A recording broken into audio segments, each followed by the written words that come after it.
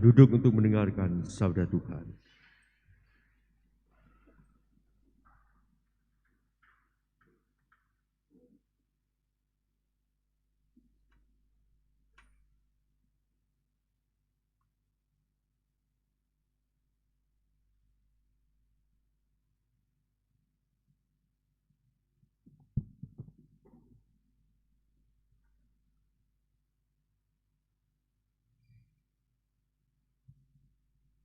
Bacaan dari Kisah Para Rasul.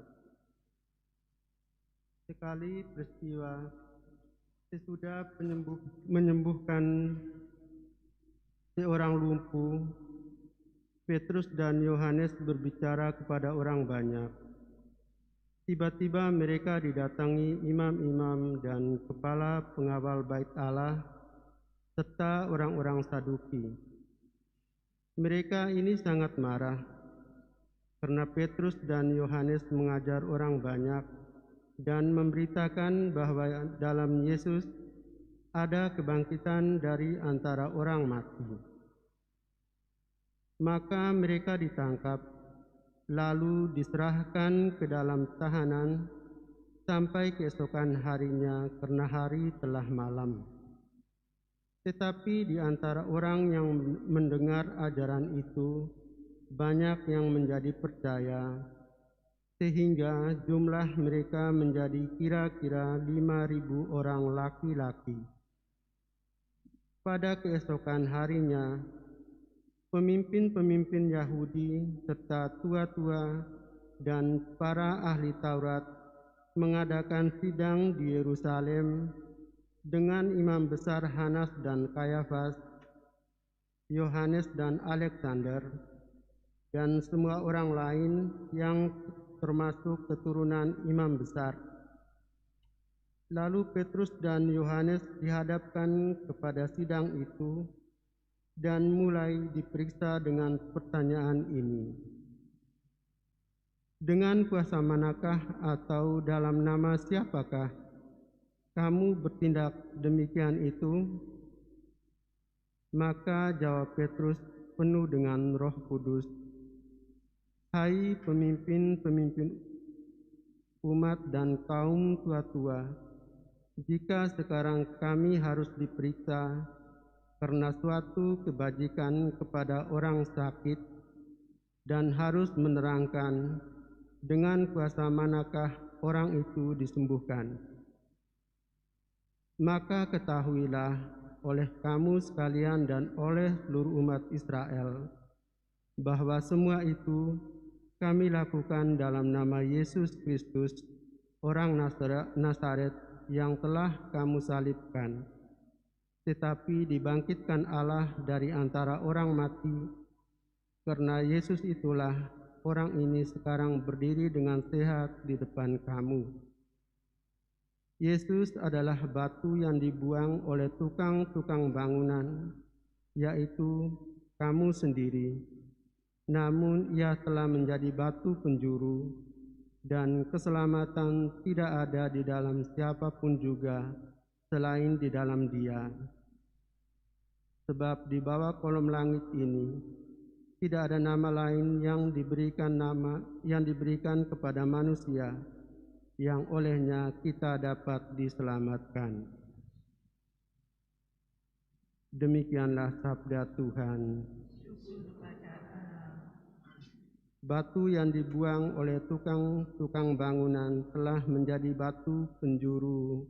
Batu yang dibuang oleh tukang-tukang bangunan telah menjadi batu penjuru. Bersyukurlah kepada Tuhan, sebab Ia baik, kekal abadi kasih setianya. Biarlah Israel berkata, kekal abadi kasih setianya. Batu Biarlah yang dibuang oleh tukang-tukang bangunan telah menjadi batu penjuru. batu yang dibuang oleh tukang-tukang bangunan telah menjadi batu penjuru. Hal itu terjadi pada pihak Tuhan, suatu perbuatan ajaib di mata kita. Inilah hari yang dijadikan Tuhan. Marilah kita bersorak-sorai dan bersukacita karenanya. Batu yang dibuang oleh tukang-tukang bangunan telah menjadi Ya Tuhan, berilah kiranya keselamatan. Ya Tuhan, berilah kiranya kemujuran. Diberkatilah dia yang datang dalam nama Tuhan. Kami yang memberkati kamu dari dalam rumah Tuhan. Tuhanlah Allah, dialah menerangi kita. Batu yang dibuang oleh tukang-tukang bangunan telah menjadi batu penjuru. Haleluya, haleluya, haleluya.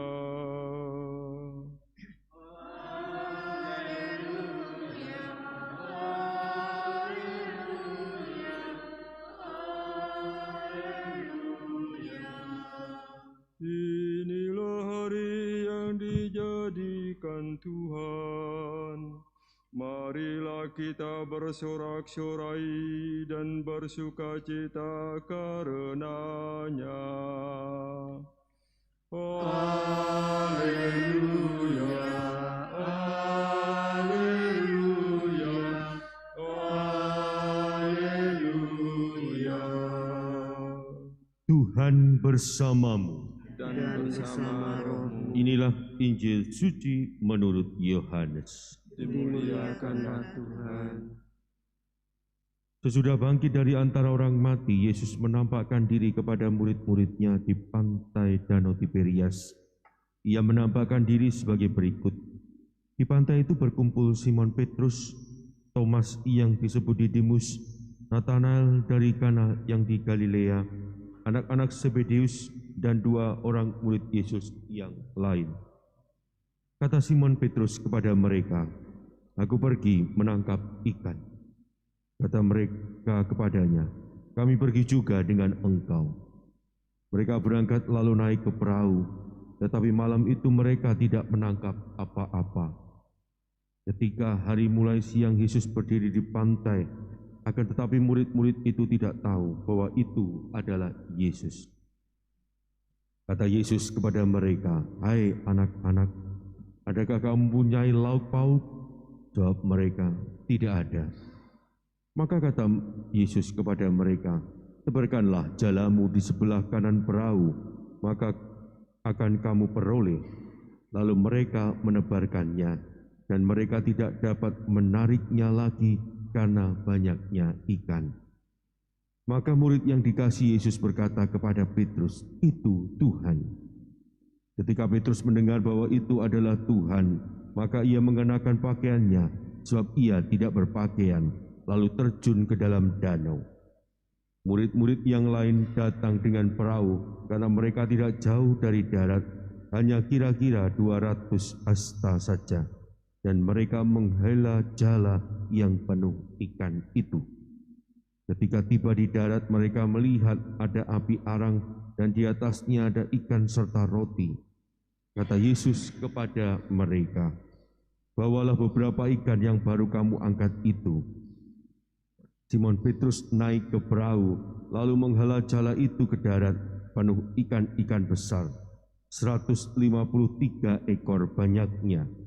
Dan sungguh pun sebanyak itu ikannya, jala tidak koyak. Kata Yesus kepada mereka, "Marilah dan sarapanlah." Tidak ada di antara murid-murid itu yang berani bertanya kepadanya, "Siapakah engkau?" Sebab mereka tahu bahwa ia adalah Tuhan. Yesus maju ke depan mengambil roti dan memberikannya kepada mereka. Demikian juga ikan itu. Itulah ketiga kalinya Yesus menampakkan diri kepada murid-muridnya sesudah ia bangkit dari antara orang mati. Demikianlah sabda Tuhan. Romo, suster, frater, Bapak, Ibu, dan saudara-saudari yang terkasih dalam Kristus. Dalam hidup ini tentu kita semua memiliki yang namanya harapan. Dan ketika kita sudah mulai melihat bahwa harapan kita terwujud, maka akan ada sukacita yang berlimpah dalam hidup kita. Dan tentu ada usaha yang terus akan kita lakukan untuk mengejar supaya harapan kita itu terwujud dan terkabulkan, menjadi nyata dalam hidup ini. Tapi coba bayangkan kira-kira apa yang akan terjadi dalam hidup Anda ketika harapan yang Anda miliki itu hilang dari hidup Anda. Realita yang Anda dapatkan tahu-tahu berubah tidak sesuai dengan apa yang Anda inginkan dan Anda harapkan. Kira-kira apa yang akan terjadi dalam hidup Anda?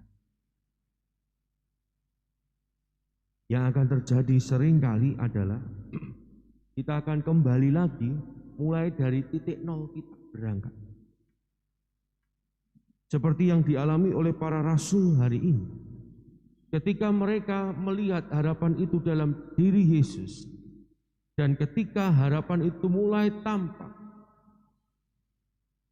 dan tiba-tiba di depan mata mereka harapan itu sirna, seolah-olah sirna, seolah-olah lenyap. Dengan kematian Tuhan kita Yesus Kristus di kayu salib. Padahal pada hari ketiga ia bangkit dan telah dikatakan dengan jelas kepada para murid. Tapi mereka tidak memahaminya, sehingga pada akhirnya yang terjadi adalah mereka kehilangan harapan itu dalam hidup mereka. Dan pada akhirnya mereka kembali kepada kehidupan lama mereka. Kalau kita melihat ke dalam diri kita, merenungkan peristiwa tersebut, mengapa orang kembali kepada kehidupan lamanya? Padahal ia sudah berada dalam jalan yang benar. Kenapa kembali ke kehidupan yang lama? Kalau kita sungguh mau merenungkan, ternyata orang tak mampu merasakan kasih dan tak mampu merasakan penyertaan dari Tuhan. Hari ini kita melihat bahwa Tuhan tak pernah meninggalkan kita dalam kondisi apapun.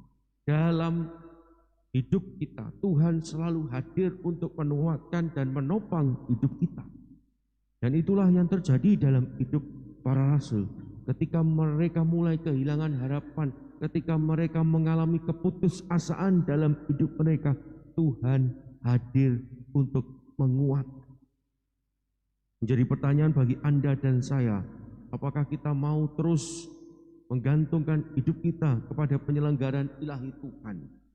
Ataukah kita mau memiliki harapan-harapan yang harus diwujudkan dalam hidup ini? Ataukah kita mau menyelaraskan segala keinginan, kehendak, harapan kita dengan apa yang hendak dibawa Tuhan dalam hidup ini? Yang harus kita lakukan adalah kita menyelaraskan semua keinginan, kehendak, harapan kita dengan apa yang hendak dibawa oleh Tuhan. Bukan memaksakan apa yang kita inginkan, bukan memaksakan apa yang kita kehendaki, tetapi apa yang mau dibawa Tuhan dalam hidup ini. Tuhan sendiri berkata kepada Anda dan saya, kalau engkau yang jahat tahu memberi yang terbaik bagi anak-anakmu, apalagi Bapamu yang di surga. Berkat Allah melimpah dalam kehidupan kita.